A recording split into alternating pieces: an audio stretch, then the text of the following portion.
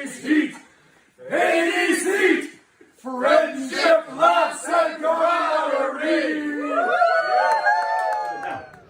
Okay, well, let's introduce things. I'm going to make a segment called Don't Be a Dink. Like a public service announcement. Okay. And you kicked this off, didn't you? Anyway, before we start, Are we starting? No. Oh, yeah. No, he's going to do a proper intro. Okay, right, yeah. So a proper intro. So this is episode 2 of the 80s Heat podcast, guys. Welcome back. If you're new here and you didn't see the first episode, check that one out first because it gives you a kind of a background as to who we are and why we're doing this shit.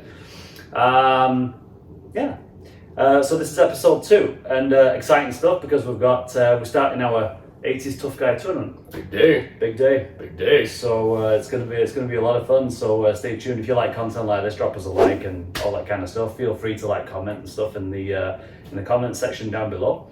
But yeah, don't be a dink.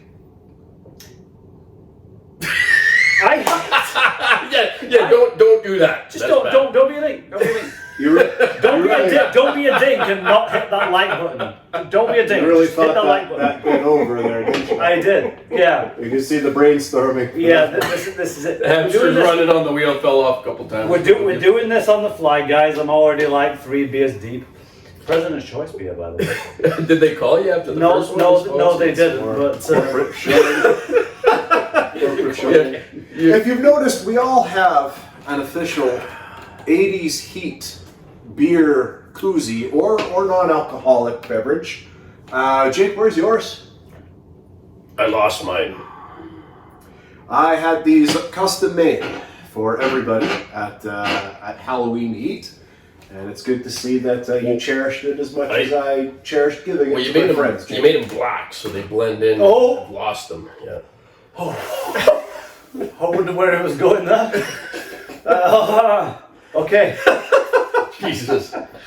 Anyway, yeah. Guys, beer koozies. Yeah, great. We both got Arnold, as a matter of fact. We both got Arnold. Yeah, you've got Dutch, and I've got mine's kind of like 90s, 91. Like 91, but Terminator is grandfather because of Terminator, the original Terminator. Good for you guys. You're the haves. I'm the haves not. I don't have one. I don't have a koozie. And we may actually be seeing a little bit of Dutch in the tournament. Oh, might we? Coming up. Spoiler alert. There you go. Very soon. So go on. You're talking about don't be a dink, man. I don't think he has anything else planned. I think that was it. No, just don't be a dink. Yeah. Good advice for life, to be fair. But Marky made a comment on our little group chat the other day about crossfitting. Crossfitters. Well, I'm already going to challenge this one. Well, no, yeah, it wasn't about it wasn't a criticism of crossfitters per se. Thank you. Right? But it was about gym etiquette, ultimately, and how some people use a regular gym and they bring their crossfitting practices and kind of mess it up for everyone else. Well, what was your experience the other day? Where did this come from? First and foremost, I'm going to look directly into the camera and say that I, Marky, in no way, shape, or form, condone the fine folks out there who compete or enjoy, simply for recreational purposes, CrossFit. So you don't condone it? You don't condone it? That's what you just said. You don't. You mean you're not criticizing criticizing? Because that means a completely different thing, Marky. He does not condone CrossFit. He doesn't condone CrossFit. There you have There's it. no CrossFitters. For the record. I stand by what You're not his people. I have nothing against CrossFit. What I have a problem with is people using 5 machines at once at the gym. Yeah. It's a problem. This isn't a CrossFitting thing. You can be some just doofus who's like using 5 machines. It has nothing to do with CrossFit. Nothing against CrossFit, but I do have a problem with people who take up more than 1 machine at a time. And then they'll go and they'll like put their water bottle on one machine and then they'll do their little ropey rope and their side shuffles. Oh, I like the ropey rope. Steppity steps and no. If you're not on the machine, you're not on the machine. And then they look at you like, excuse me. I was using well, no, you weren't. You were 3 machines ago. Exactly. Yeah. It's their world. You just live in it. That's all. No. I don't like Crossfitters are about looking good, putting on a show for everybody. Well, It's What are they training for? Are they Fight of their life, brother. Fight of their life. It's like they're good at exercising. You know, like I get the fact that, you know, you're doing a heavy squat because you want to advance your football career. Yeah. Or you are, you know, you're on the mat and you're rolling and you're trying to gain, you know, tactical grounds for a combat sport. Mm-hmm. But CrossFitters, no, it's not about CrossFit. But we nearly caught Marky in a rant about CrossFit. But Let's do it. But Marky, if you had to fight a bear, CrossFit would be a good thing. I disagree. It would not be a good thing. Well, What am I going to do? Like start doing ropey rope? Well, potentially to trap the bear in the ropes. Bear's a bear. Yeah. Yes, Jake. We'll trap the bear in a couple. And of if you needed to climb a tree, and get away from the bear. Well, that's not very very admirable. Is that something they do in a CrossFitting gym? They climb trees? Are you training to be a coward? Well, you climb a rope. Well, but that's just it. You're training to be a coward. But I was just no. So if a bear came at me, Jacob, I'd look it straight in the eyes. You would play dead. No, I would not play dead. I'd look it straight in the eyes and I'd say, "You may have the eye of a bear, but I have the eye of a tiger." No. Okay, there you go. 80s plug there. I like it. Well done. We actually did a tournament once about the greatest 80s song. Eye of the Tiger won it. No, it won it greatest did not theme win it. song. Oh Greatest my theme gosh. song. Yeah. But that might be a future thing we do on here. Yeah. But yeah, Don't be a dink. Don't be a dink. Like, don't. If you're going to use one machine, use it until you're done with it, and don't expect that you have monopoly over those machines when you're not using them. Other people are going to use them. Or go to a CrossFit. I've stopped Go to a even CrossFit asking gym. for people's permission. Are you still using this? I've stopped even. I just get on it and just use it. I told you now on the group chat. There's this guy at work, nice enough guy, but there's. Where I work in the building, there's like the gym is split into like 2 or 3 areas. So there's a dedicated weight room, and then there's like a cardio room, and then there's like a garage area where there's some other kind of cardio stuff and a few weights. It's kind of like a mix. It's an unorthodox gym. It's very unorthodox. Have you been to my building there? It's messed up. It's really old school and it's not great. But the weight room is the weight room, and the weight should stay in the goddamn weight room, right? Mm-hmm. But this guy comes in and he takes like literally half the weights off the rack and moves them into the cardio room. Well, that's a workout in and of itself. Well, it is. The old farmer carry there. But did that impress Ian? Not so much. Nope. Because I'm like, was he wearing you're a taking muscle the weight. shirt? Hey? Was he wearing a muscle shirt? No, he wasn't. Like a really tight, like 3 sizes too small for him shirt? No, that's kind of what I do. Because I like to, Yeah, baby, big arms, boy. These 9-inch pythons. We like our muscle shirts. You guys have seen the promos. We like our muscle shirts. Yeah. You know, so here's a true story about those. Now, these 2 guys were doing their thing, sending their little things, and I was just Our trying, little things? our little things, your little videos with your muscle shirts Okay, yeah, on. the big arms, Yep. eh? And I thought it would be funny to make fun of the 2 of you. Next thing you know, you jackals put it on social media. Yeah. What? That's what you get. Yeah. As soon as you record it and send it, Bob's your uncle. It hits the internet, and now China's got it. Great promo, by the way. And I love how your lovely wife is such a good sport and gets involved in that stuff. And She's. are you flexing? I think he's flexing right now. I think he's flexing I right am now. not flexing totally right is. now, as a matter of That's fact. why he was late. It was like doing some push-ups at the bottom of the driveway here. I can understand how the 2 of you would take a look Yeah. at this Greek god physique of mine and think that I'm flexing. But I'm not, folks. Yeah. I'm not. And But I will bring a little shine to today's t-shirt. The man, the myth, the legend, Mr. Bruce Willis, John McClane, who's not doing too well, which really sucks. That actually really kicked me in the nuts when I found out he's not feeling well. So no. Yeah.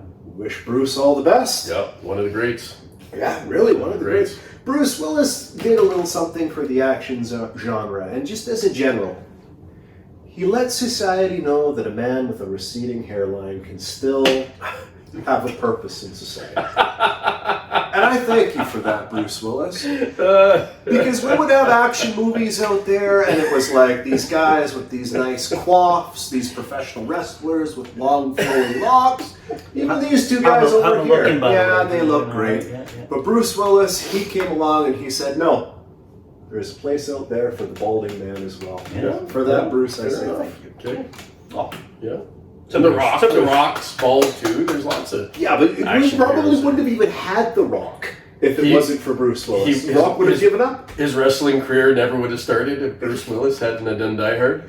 I think Dwayne that, Johnson owes all his success to that of Bruce Willis. well, and Stone Cold Steve Austin. I feel like you're stretching. Yeah, you're it is. stretching. I for think this. that Jay Buhner from the Seattle Mariners, who was actually the man who kind of made the bald goatee look iconic. Did he? I don't even know. Who Yeah, he is. Jay Buhner, Seattle Mariners, Okay, circa 95, 96, I'd say. Okay. The old Kingdom with Ken Griffey Jr. Okay. These guys don't know sports kind of the way that your old pal Marky does. I only know Ken Griffey Jr. from that Simpsons episode. The softball one, which what was a a great great episode. It was one of the greats. Yeah. Let me shave those sideburns. I don't think you know what sideburns are. Mattingly, get rid of those sideburns. What sideburns? You heard me, hippie. Still like it better than Steinbrenner. So, anyways, I wanna vent about some trauma that I experienced back in the '80s. But I want you to deal with this candle thing first. Maybe Folks. light the candle in honor of what I'm about to talk about. Yeah, so in episode 1, Marky alluded to he likes this particular candle. So we're going to get all girly for a second, so just bear with us, guys. Yeah. You know, We'll get through this together. I am comfortable enough in my masculinity to admit the fact that I enjoy autumn-scented candles. And you two scoff at me, but you know what? This is a pumpkin pecan waffles candle, and it will change your life. It's a waste of money. It's probably not going to change our It'll life. change your life. I'll light it up right now. And if you guys if you honestly don't like this, I'll buy you both a beer. But you gotta. You'll buy us a beer if we don't like the candle. What is this? I mean, I like the smell and the ambience of a good candle like anyone else. I get it. But I'm I not so get sure it, I'm but- as big into it as Marky is. I Like, feel like he's taking it to a whole other level. Are And you- where do you even go to get that? Do you have go to you the candle have you shop? got some kind of like sponsor with these Yeah. guys, or what's going on? Folks, just let that settle in, and you tell me that's not Okay, incredible. we'll see it. You tell me that's not incredible. Pumpkin. Pumpkin pecan waffles. Pumpkin pecan waffles. It's like a bakery in your I mean- own home. I mean, it does smell good. Yeah, but It smells good. Jesus. No beer owed. No, I didn't say that. No beer owed. Was that the deal? If we didn't like the smell of it, you'd buy I us a just said if you didn't like it, I'd buy you a beer. beer? Ah, I hate it. okay. Well, it smells good, but I wouldn't spend Worst my money on that. Candle ever. That was a bad investment. Well, have you ever made a homemade waffle? First, you gotta buy the machine. You gotta pour the stuff in. It's like $150, or you can buy a $20 candle and buy it all piece of waffle. But you're not getting the same. It's not the same. And it's good for calories if you're on a Okay, training regime. well, now that we got About this, your childhood now that we smell. got No this, now calories that we in the got this candle. pumpkin spice foolishness out of the way, and he's Pumpkin pecan. Waffle. Foolishness. okay. This is an 80s podcast. I want to talk about some trauma that I went through in the 80s. And we've all seen The Never-Ending Story, right? Yeah, I know where this is going. Okay. So, tell me I'm wrong. That one of the scenes in The Never-Ending Story were the most traumatic for any young child that was watching that movie in the 80s. It's a movie geared towards kids, not geared towards adults. When ATREYU, the hero in the movie, I'm getting worked up thinking about it. he has his companion is Artax, the horse. Faithful companion. He's ridden frickin' Artax all over the planet that they're on. Which is no easy ordeal because Atreyu's all over the place. He's frickin' riding everywhere. So anyways, he rides to a place called the Swamp of Sadness. Okay? If you're going to be riding your horse, maybe you don't ride to the Swamp of Sadness. I'm not even sure what the purpose of that was. If you watch the movie, he's trying to find some giant turtle that's supposed to bestow some knowledge on him that He doesn't even get any knowledge from this frickin' giant turtle. Anyways, he rides Artax to the Swamp of Sadness, and rather than just roping him to a tree on the edge of the Swamp of Sadness, he guides Artax into the swamp and makes it a good little distance, makes it a good little jaunt into the swamp, but lo and behold, the Swamp of Sadness is basically quicksand, and Artax slowly sinks to his demise while ATREYU cries and screams as he watches as his horse sinks and dies into the stupid swamp that Artax never should have been in the first place. There's no reason. You're not going to ride Artax in the swamp. Like, what did you think was going to happen, right? And so he ends up murdering Artax. It's completely negligent. I feel like an investigation is warranted. That's it. That's what I said. I was absolutely traumatized. Very well put, by the way. Yeah. Yeah, I'm a little bit traumatized now just listening to your narrative. I'm traumatized that you're traumatized. I'm re-traumatized. Yeah. That you're traumatized. Oh, are you? Okay. Well, do you want a hug? Yeah, I do. Okay. Oh, Artax. It's all good. It's all good. Artax. It's all good. Okay. that movie was pure evil. I mean, honestly, I remember my dad coming home. No, it's not. My dad comes home and he's like, "Oh, a never-ending story. It's time for a nice, wholesome family movie." Yeah. And I sit down because, you know what? I trust my dad. I love my dad. He's not going to steer me astray. No.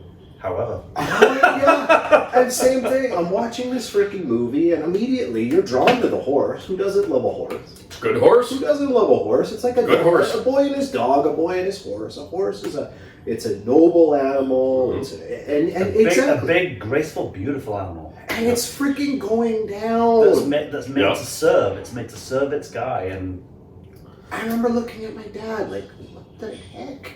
Why are you subjecting me to? And then you think, oh yeah, this horse is gonna. Oh, he's good. It's gonna come up. Yeah. This happens all the time in movies, and then all of a Yeah. sudden it shoots through, and you're like, oh, okay, and the adventure continues. Nope. Just drowns. It just drowns. While the freaking kid's crying his head off. There's a few things about traumatic movies that just stick out like a sore thumb. Yeah. That freaking horse. Oh yeah. That freaking horse. Yeah. You know the other one that got me? The damn cartoon shoe in Who Framed Roger Oh, Rabbit. you went there. Oh God. Okay. Oh, Who Framed This Roger is- Rabbit? Who Framed Roger Rabbit? Yeah. It's like a puppy. Yeah. It's cuddling up against the Yeah. bad guy, the great Yeah. Christopher Lloyd. I love Christopher Lloyd. Yeah. But it's like, Yeah. and he picks it up, and it'd be one thing if he did like a little off-camera thing, and it's to your imagination. He slowly submerges it Just tortures it. into like acid, Yeah. and you see the shoe like begging for its life while it's slowly being dipped into the. Yeah. It was absolutely traumatic. Yeah. I totally forgot about that. By the way, but yeah. No, You probably blocked it out. Yeah. You probably blocked it out. This was the 80s. That's actually all I remember from that movie is that scene. And that's all there was. It wasn't that good a movie, was it? But like the Artax thing, like that's the one thing that most people remember from that. It was such an iconic scene. Yeah. But for the wrong kind of reason. Except for the wolf. The wolf was pretty slick The wolf, too. Gamork. yeah. Gamork. Gamork, yeah. Gamork. I only saw that Name. movie once, and I have refused to watch it since, and I never will. You're gonna have to watch it again. I won't, We've never watched it at ATC, and we won't. I won't. Oh, we're doing it. We're gonna do. We're doing We're it. gonna watch We're that. doing Why would we I? need to re-traumatize. Why would I do that? Marky. Okay, so Marky, like I've told you time and time again, and you won't listen to me. No. It's okay because it's kind of ironed out. Because at the end of the movie, Yes. it's all reset, and Artax is living. He's there. That's it. ATREYU's riding him, and Artax is alive, so it ends on a good note. That's a big philosophical debate. Is that the It is. real Artax? That chorus like the nothing never was. ATREYU, Artax!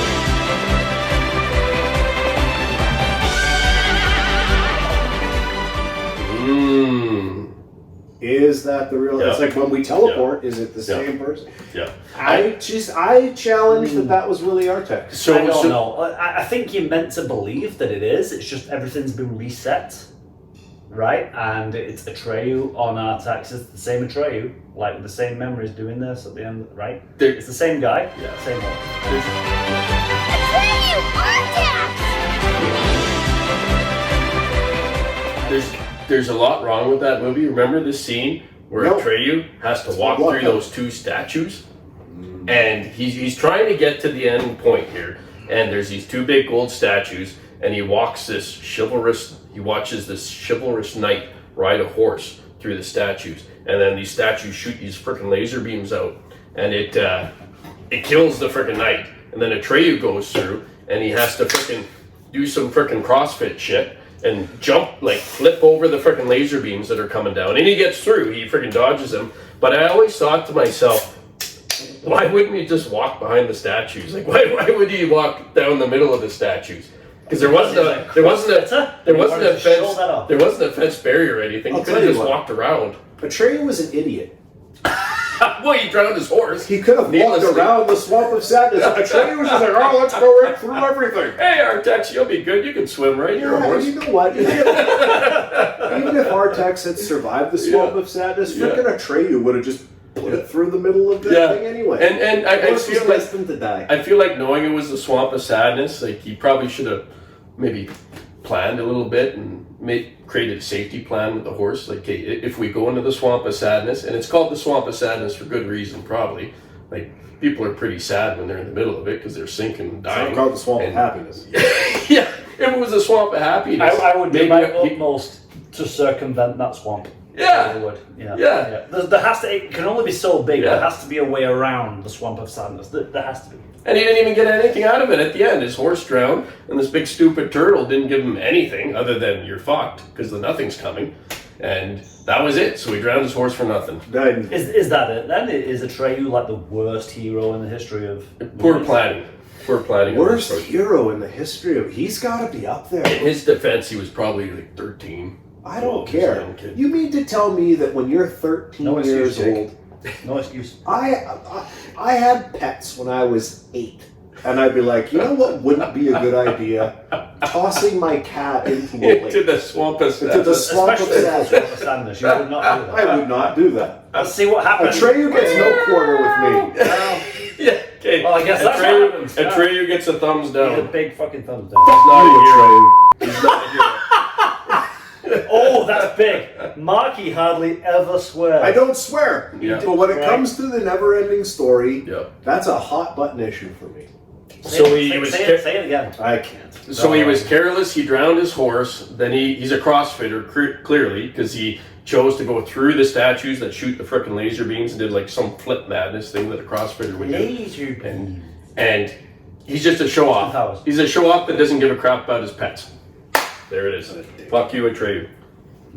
Hashtag that. No. Fuck. Is that kid still like? I don't mean this disrespectfully. Hashtag fuck you. I don't mean this disrespectfully because Jonathan Brandis has actually passed away. But Yeah. is ATREYU like? What's he still doing? Is he still around? God, I don't know if he went on to big things. I feel like that was his movie. I don't know. Yeah, I don't know that he does a lot now. I think he still does some of these Comic Cons. And He's probably a signings. I don't CrossFitter. know that- He's probably. He's probably in the international CrossFit games and probably just knocking it out of the park. No, And probably like out burpee all of us. Yeah. Squats and chins. Imagine Yeah, what that's the ATREYU, or not the ATREYU, the Artax breed would be worth though. If you were like, yeah, you know what, like I've got I've got a horse here, it's worth 50 grand. But like, why is it so expensive? It's the line of the Artax. Yeah, man. The line of the horse that drowned in the swamp of sadness, but then came back, To be fair though, recovered. I think Artax has to be one of the most famous horses of all time now, right? Yeah. I don't know many famous horses. Fictitious horses? Well, there's what horses There's are Black famous? Beauty. Black Beauty, yeah. Black Beauty, is that I don't know anything about Black. Is that it's fictitious? fictitious, The horse that changed colors in The Wizard of Oz was pretty awesome. The horse from Renn and Stimpy that would say, sir, I don't like it. Yeah. Did you guys ever see Renn and Stimpy? No, I never watched did. Ren and Stimpy. It's log. Big, it's heavy, it's wood. It's log. log. It's better than bad. It's good. You never watched Renn and Stimpy? I couldn't tell you one thing. Oh, But man. I couldn't even tell you which one is Ren and which one is Stimpy. Well, that's your loss then. Yeah. That was Sorry, a good I show. missed Good out. show. It wasn't really Missed 80s out. though, was Missed it? out. Okay, That's so a fair not point. not everything we like is 80s. It should be. Yeah. Okay, we got this freaking bloody candle going. Let's get into the brackets here, boys. Oh, big freaking tournament. Unless you got something else. Actually, I do have one other thing. Okay. So in episode 1, you mentioned Corporal Kurchner, Oh, the wrestling. But by the way, you also promised to bring your wrestling figures. Where are they? I couldn't find them. They're at my parents' house, and I worked. so you were giving me the gears about losing my koozie, and you can't find And your you can't wrestling. find your I wrestling. didn't lose Oh, it. boy. I just couldn't find it. And it's actually comical because the more I thought about it, Corporal Kurchner, Don't! You're gonna ruin it. I was gonna give you shit. Corporal Kurchner actually looks more like Guile Guile. than Yes. he looks like M. Bison. But last week I kind of just saw on my periphery this, and then when I was thinking, I thought, Yeah. you know what? He kind of looks like a less impressive Guile.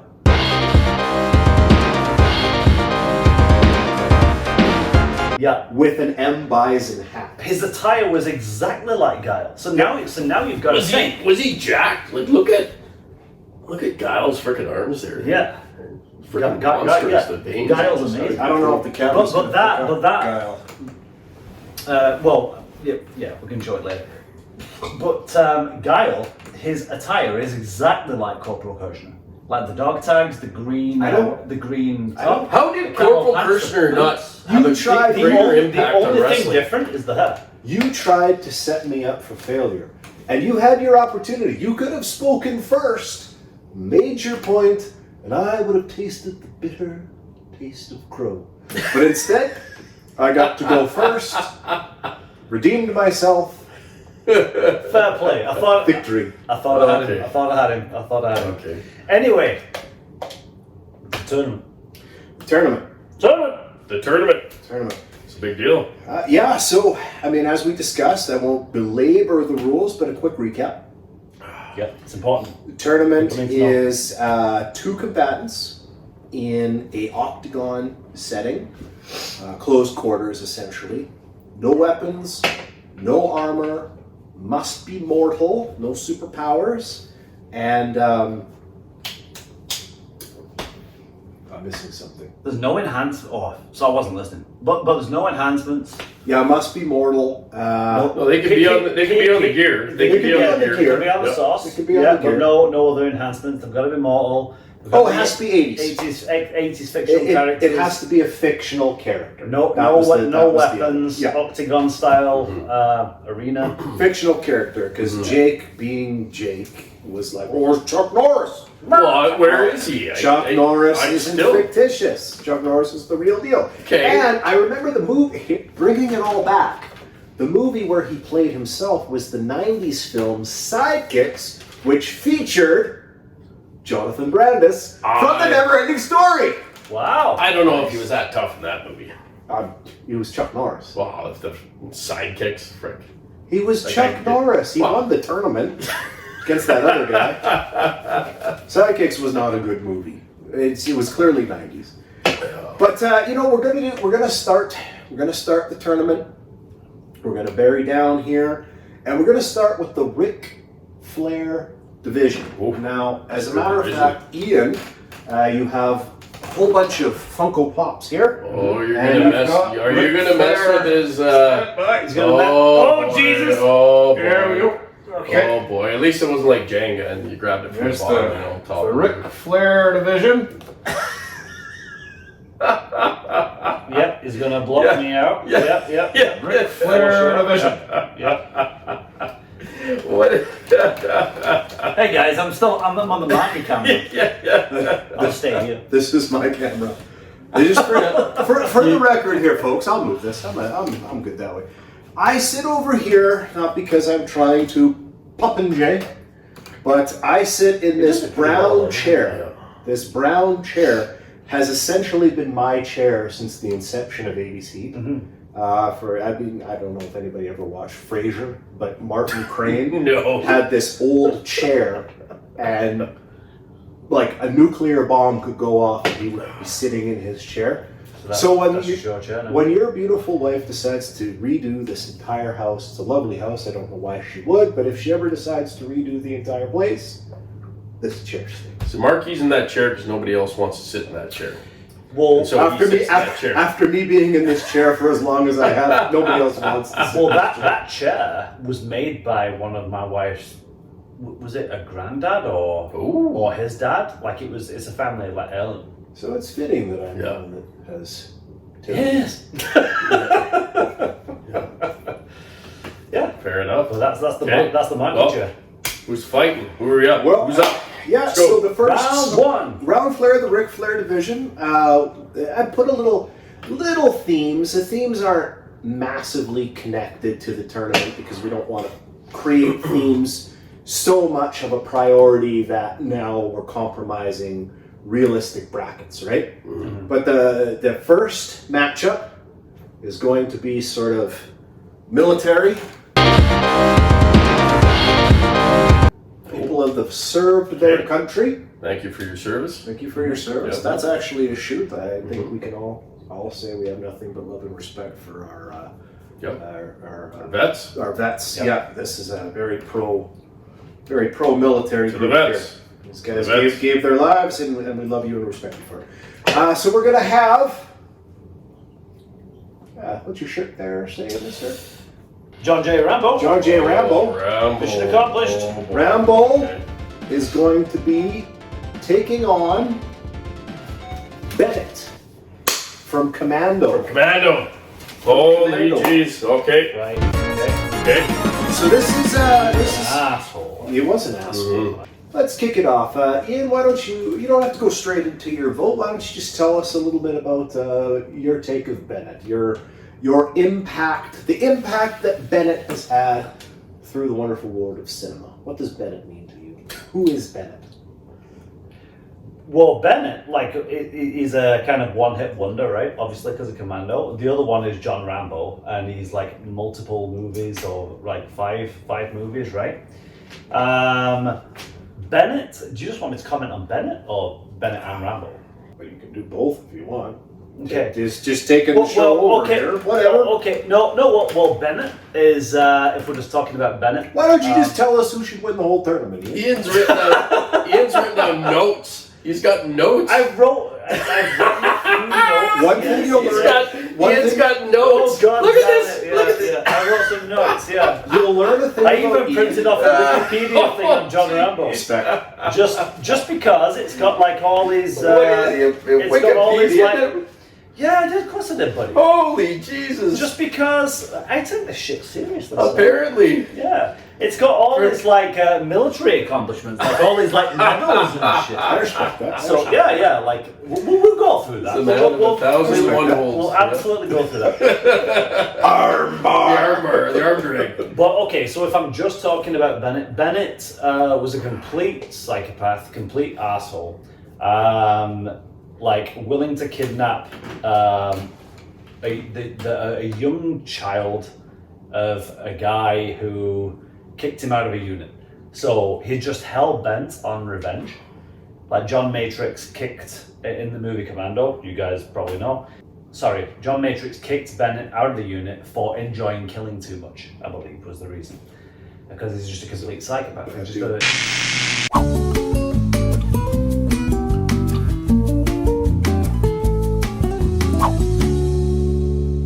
Okay, Bennett.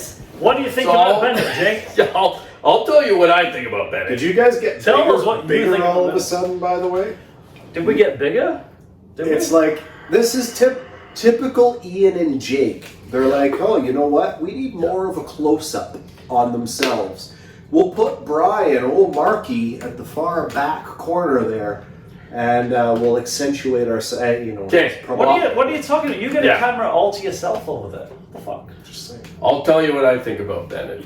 You I tell think us. Bennett is the fucking drizzling shits. He's the epitome of the fat, skinny guy. He was blessed in the heights department. He's tall, I'll give him that. But he's in terrible shape.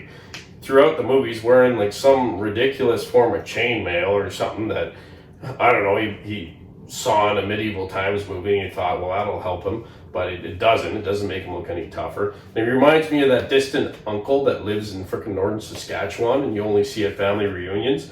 And he shows up with a case of frickin' Lucky Lager and just embellishes all of his frickin' stories from back in the day. That's what he reminds me of. So I don't think he's that tough. I think he's frickin' ridiculous. And are we talking about Rambo yet? Go for it, Jim. Go. So talk about Rambo. Rambo is I didn't get to impressive. talk about Rambo. We'll get to talk about Rambo. Is in phenomenal shape. I'm not going to interrupt his And he reminds me of MacGyver, and I feel like Rambo could make a bomb out of a piece of bubble gum and a thing of pubic hair. I think that's spectacular. Well, it is spectacular, but we can't use weapons, Jake. That was But- very clearly outlined. But if he could, he would make a bomb out of a piece of bubble gum. it's in a UFC style octagon. Well, what if he smuggled it in? What if he smuggled it in? Rules again? Do we need to Like, go over the rules again? is Big John McCarthy doing a pat down before they enter the cage? Because Yes. I feel like Rambo would sneak in a bomb. Yes, there will be a pat down. Oh, well, I you should have did- said that beforehand. We said no weapons. We said no Well, weapons. you sneak A one in. bomb? You sneak I one think in. we can all agree it's a weapon, Well, okay. I rest my case. which would be disallowed. I rest my case. God, all I got from that is you have a distant uncle that wears chainmail. That explains a lot. It does. Yeah. Did the two And of he's not all that tough. did the two of you play with those thumbs up action figures? I did not. I All did right, not McHugh, know this tell till it us what you existed. think about Last Bennett. episode. So McHugh. Bennett, unlike Jake, I will give a human being credit despite their physical appearance. For Jake, that's a very fine line. It's like, you know what, if this person doesn't look good athletically, Well, he's not going to win. they're a terrible human being and worthless and should be written Well, I didn't off. say he's a terrible human being. Truth. He's just not going to win the fight. Truth. The character that played Bennett, his name slips me at the moment, but he actually wasn't the original guy they wanted for the film, and his costume. Well, obviously not. No, but his Because he looks costume. like shit. His costume was too small. His costume was too small, and even he was like, "Oh my gosh, I look ridiculous in this outfit," because it was too small for him. And he's up against Schwarzenegger. He kind of looks like if Freddie Mercury let himself go. You'd have Bennett. He moved up to northern Saskatchewan Yeah. and have lived that. in a trailer park. Yeah. But you know, the character itself holds it holds a spot in my heart because he's the heel in Commando. And you know, when I was young, watching that movie, Who's the Boss was a big show on television. Alyssa Milano was kidnapped, and you know what? The movie wasn't about Bennett. Did he accomplish his job? Did you despise him? Did you want him to be thwarted by the hero? Absolutely. You did. So, you know what? Did a great job. He did his job. I never thought he could take on Schwarzenegger, though. And Schwarzenegger I'll was so talk about that. I'll talk He about didn't that take in a on moment. Schwarzenegger. He took on John. Okay, he took on, John Matrix. And as far as Rambo goes, where do you start? Yet again, Sylvester Stallone. I am an Arnold man. Arnold Schwarzenegger is my be-all, end-all of movies. If I could put one guy on a pedestal and say, this is my favorite actor, it is hands down every time Arnold Schwarzenegger. But even I will say this, nobody contributed more to the genre of action movie Especially in that era. than Sylvester Stallone. Yeah. Because Stallone wasn't just the on-camera talent. He wrote this. Stallone was the mind. Yeah. And Rambo was a movie about PTSD before we talked about PTSD. Yeah. The movie is so freaking ahead of its time, it's unreal. And Yeah. Stallone did this. He Like, was ahead of his time and everything. Demolition Man is ahead of its time. Watch Demolition Man now and be like, oh my gosh, we're not that far from this. No. That doesn't mean he's tough, though. Well, no, and I'm gonna, and you know, well, okay, I'll go first with who I would vote for and why. But you were on a really important point there, I think, Phil. Like, if you look at Rambo now, like it was very, very different to a lot of the typical action movies of the time, where hero kicks a bunch of ass and then walks away with the girl at the end of the movie and has a kiss and all that.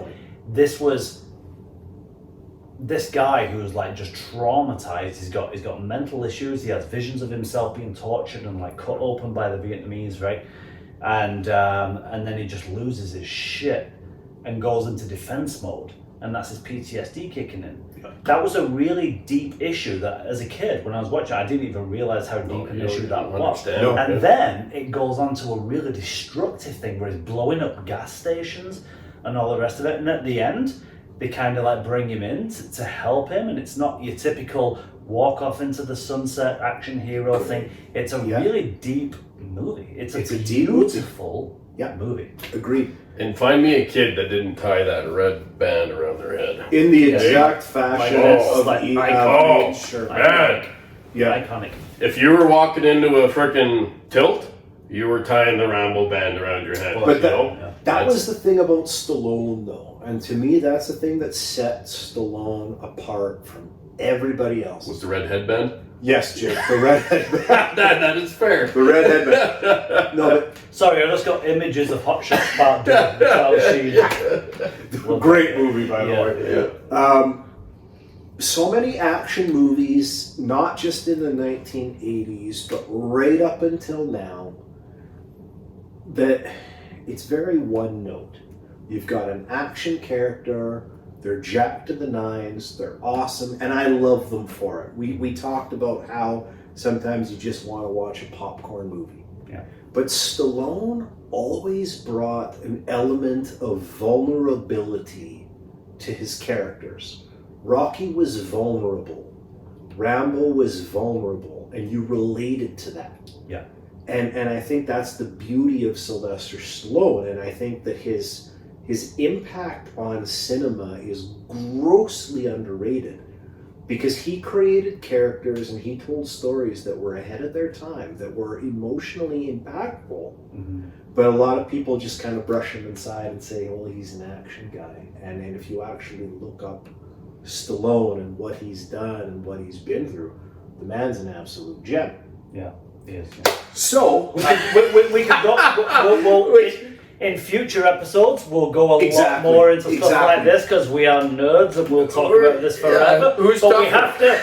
we have to kind of keep on point here a little bit.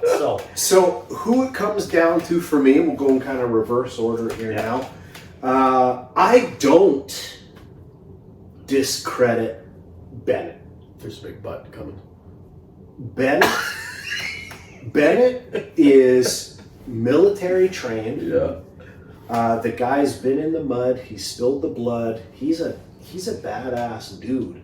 Yeah. And when Arnold Schwarzenegger's character John Matrix is saying, "This guy's too much for me. I can't handle this guy," that's saying John Matrix, a guy who has no problem killing people. Exactly. And John Matrix can't. Because he kills about a million people in the movie. And then we even see it, right? John Matrix, who is this dude who's lifting people inside a phone booth, holding people by their head, breaking people's necks whilst sitting down. A man who eats green berets for breakfast. But he's not in this match. No, hear me out. But I'm building to something, Jake. I'm building to something. Jesus. But when the time came for this John Matrix character to fight Bennett brought it. Bennett had him by the neck and was pushing him into a fire. Yeah. And it was everything John Matrix could do to get back up. Imagine how strong you would have to be. And again, we're talking about the cinematic universes here. Yeah. How strong you would have to be to almost subdue John Matrix. If that was me coming at John Matrix, he must have that farmer strength, that Northern Saskatchewan. He might have had that farmer strength. Yeah. So this is obviously a dude that the guy can go. Mm-hmm. Now, he's like those arm wrestlers when you see them and they hit the freaking arm wrestling stand. They don't look like much. and then they just Technique. rock that bodybuilder. Technique. Yeah, exactly. Twist the wrist, bring it down. Over the top. Like Over the Lincoln top. Hawk and over Lincoln the Hawk. top. Didn't look like a lot. Turn your head around, Yeah. sort of switch, Yeah. over the top. There you go. Over So the we top. now have John Rambo. Yeah. John Rambo is not a disciplined fighter. You're going to have guys in the tournament who are more tactically sound. He's not great with his feet. He's basically a scrapper. Yeah. But he'll claw your eyes out. He's in incredible shape. And I think that when it came down to it and it was him. Who's got their phone on? I have no idea. I'll turn my phone off. This professional. First rate. Jake, you ruined it. Ruining it. I think when these two actually get in the ring and go at it, yeah, I think Bennett legitimately gets some good shots in. I do. I think this is a fight. I don't think this is a cakewalk by any means. No. But that conditioning of Rambo and just that, like, Rambo is a freaking rabid dog. He's a rabid Wolverine. And unless you completely incapacitate him, he is going to scratch, claw, gouge, fight. And I don't think Bennett has the firepower. I don't think he has the conditioning. Well, he definitely doesn't. To subdue Rambo. So my vote, John Rambo. 1-0 Rambo. 1-0. There we go. By the way, there was a subtle nod to Chris Benoit there, I think, Rabid Wolverine. Was there? You know what? The Rabid Wolverine nickname is awesome.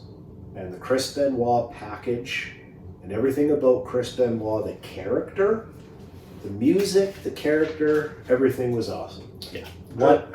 Yeah. You know what? He's a hell of a talent. OJ Yeah. Simpson was Yeah. one hell of a football player. Chris Benoit was one hell of a professional wrestler. We get into their personal stories and their endings. That's a different ballgame. Yeah. That might be a future topic for discussion. Not today, though. Not today. We're going to stick with Bennett versus Rambo in a UFC octagon. No weapons. Okay. So, Got out the Wikipedia.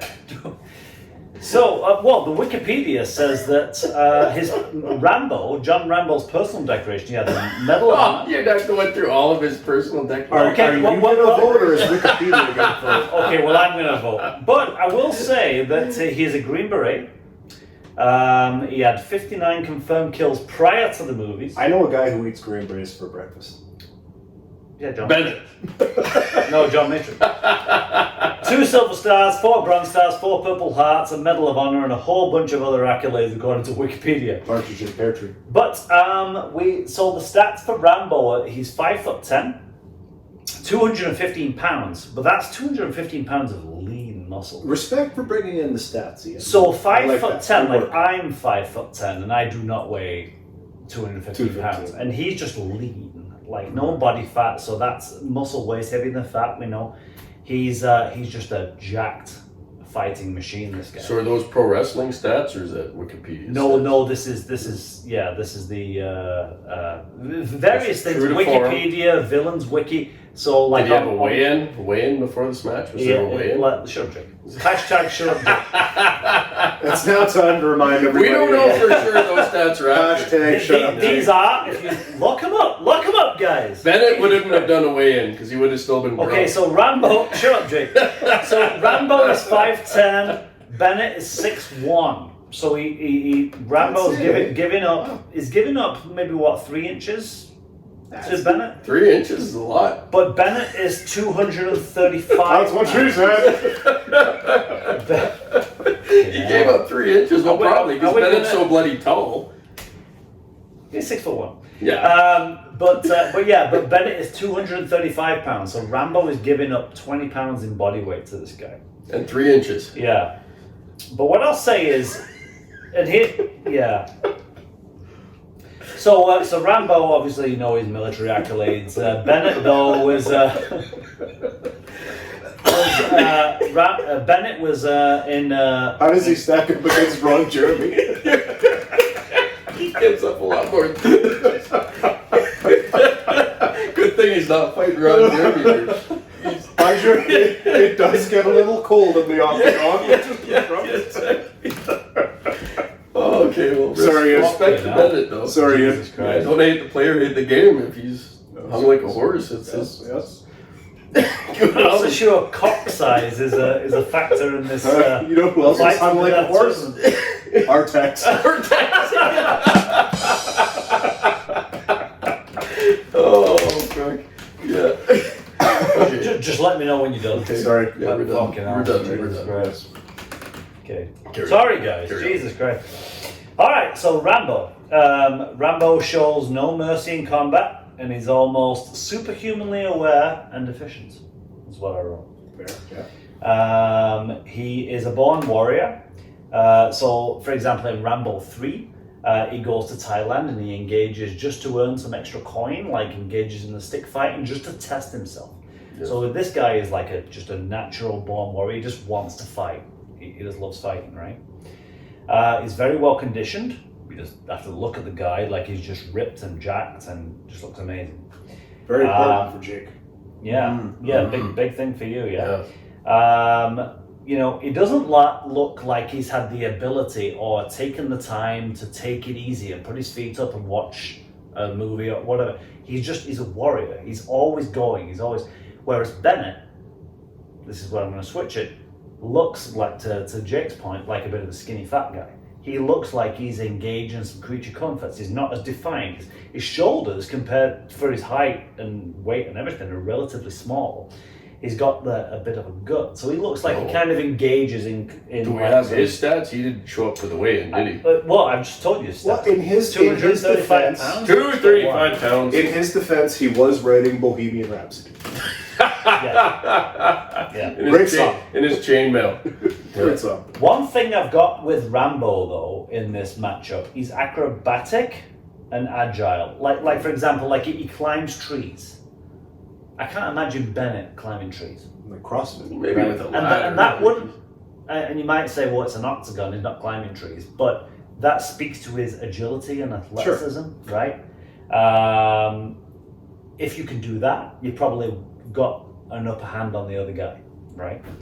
And his ability to like endure pain, like Jesus Christ, like that fall he took from the trees when the helicopter was shooting at him and he jumped and he's like falling through these trees and then he managed to survive that. That would kill most people. That's almost like a superhuman ability. That's crazy. Yeah.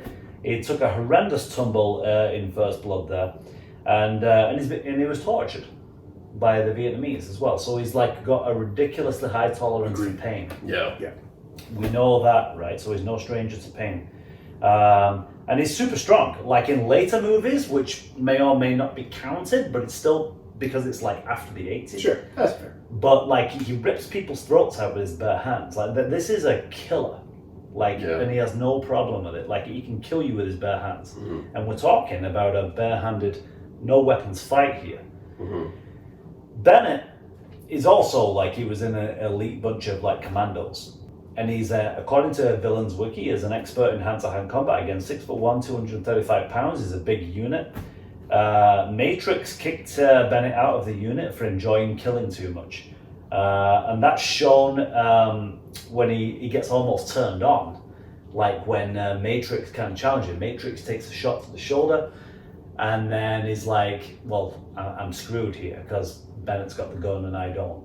So he kind of challenges him. He's like, you don't want to put the chicken shit gun down, whatever he says. Yeah. It's like, this is what you want. Pulls out the hunting knife. You want to put the knife in me and see the look in my eyes when you turn. All right, kill you, John. Come on, let the girl go. It's between you and me. I can beat you. I don't need the girl. I don't need the girl. I don't need the gun, John. And then he almost like, oh yeah, it's like almost getting off on that. Like the guy's a complete psycho. So the other thing is though as well is Bennett also like Rambo has a really high pain tolerance. There's a bit where Matrix like throws him back into like an electrical board or something, some kind of like fuse box, and he gets electrocuted. And then he's like, and then he just comes back and starts hitting Matrix right away. Like he's like got extremely high pain tolerance. He's able to, like you mentioned, he's able to stand toe to toe with Matrix, who's ridiculously, like, superhumanly strong. He ripped a metal door off a furnace with his bare hands, for Christ's sake. Like, Yes, you can. No. Bennett did. No touche. Bennett ripped a metal door off a furnace. Well, yes, you can. That takes It ridiculous. must have been a Samsung. Because Probably an inferior product. Anyway, so my take on this is both combatants have insane ability to withstand physical pain. Both are really skilled fighters who have no problem with killing. But ultimately, I've got to go with my boy Rambo, John J. I would say strength goes to Bennett, speed and agility goes to Rambo, conditioning Rambo, pain tolerance, it's kind of even based on what we know. Yeah, based on what we know. Okay. With the old electrocution thing, the falling from the trees thing. Iron will, Rambo, and fighting skill, like Rambo has demonstrated. And yes, we've had 5 movies of Rambo to demonstrate his fighting ability. Sure. We've had more evidence of that, but I have to go with that. So Rambo takes those categories for me, and Rambo for the win. Well, Jake, unless you can make a strong pitch for Bennett, which I highly don't think you're going to. We've established that Rambo can't bring a bomb into the squared circle. Right? Rambo cannot bring a bomb, but he can climb a tree. Well, okay, he can't climb a tree. Well, with Bennett, and I've already articulated, I think he's the drizzling shits and has poor training habits. And articulated as well. Is, just subpar in terms of being a combatant. So in my mind, I don't even think he showed up for the weigh-in. He was probably too frickin' pickled. And when he showed up to the actual match, I think he was frickin' smashing Lucky Loggers in the frickin' change room. So I don't even think the guy can barely walk when he comes into the ring, right? So he probably gave a good Christmas present. Well, yeah. So he has to get escorted to the ring by his trainer, who has to hold him up. The guy barely gets in, and he walks in, and Rambo's already frickin' glistening, like he's oiled up, and he's probably in a fucking Speedo because he looks so good, so I wouldn't fault Rambo for wearing Speedo. And Bennett gets in, he's got his frickin' chainmail like half on because he frickin' stumbled a couple times going to the ring, so it's half off, but he's got his chainmail on. Why he was allowed to bring chainmail into the ring, I don't know. That doesn't seem really fair. Think anyone knows. But regardless. He wasn't allowed to, Jake, but... Yeah, Big John McCarthy didn't pat him down properly. He stuck the chainmail. No, Jake, so that doesn't happen in the tournament. So I feel like the fight starts, and Bennett's frickin' about 5 seconds in, he's already gassed because he hasn't been doing any training whatsoever. He's just a big, tall, fat, skinny guy. And I feel like he gets the hips going, starts like gyrating the hips and get the spare tire around his waistline gets going, so he gets a little bit of momentum there. Starts a gravitational pull, which sucks frickin' Rambo in. Unfortunately for him, Rambo actually knows how to fight, and Rambo just frickin' fish hooks him, eye gouges him, like fights dirty, and Bennett's fucking done. So Rambo wins the fight hands down. Bennett didn't even belong in that ring. Well, fair enough. So I guess that's a clean sweep, folks. 3-0 John Rambo goes 3-0 and is the first round to He gyrates, brings him into this gravity. That's probably in your Wikipedia there. It probably is, yeah. Like I'll never watch Commando in the same way again. Like I'll never not visualize Jake's little. Okay. Using his Freddie Mercury talents. Okay. John Rambo. Those are facts. First man through in the tournament. Rambo. Okay. Yeah. Perfect. John Rambo. Guys who enjoy that, do you agree? Who would win, Bennett or Rambo? I don't know. There is a correct answer. There is a correct answer, and it's Rambo. But do you disagree? Comment below. And guys, if you like this kind of stuff, just hit that like button for us. It really helps out the podcast here, and then we'll continue to do more of this stuff for you. Share it with people who might like 80s pop culture stuff. And we appreciate it. We appreciate you. And we'll catch you in episode 3. Take care. And you know what? We just hope that maybe you were able to let off some steam. Let off some steam, Bennett. Very well done. Like it. It's Heat podcast. It's what the world needs right now. Catch you in episode 3. Take care, guys. I remember the flex this time.